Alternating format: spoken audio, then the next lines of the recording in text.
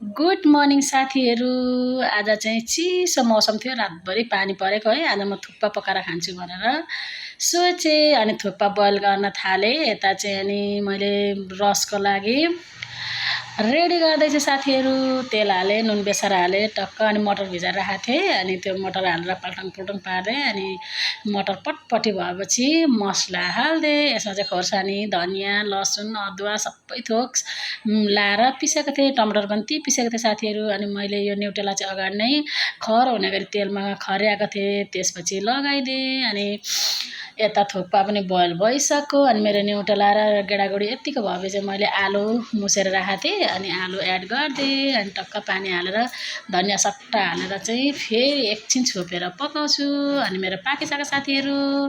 हेर्नुहोस् मेरो रस कस्तो मिठो भएको थियो। अब हामी चाहिँ खान लाग्यौँ साथीहरू है। तिनैजनालाई एकैचोटि पस्केँ, त्यसपछि चाहिँ नानीहरूलाई लगेर दिएँ साथीहरू।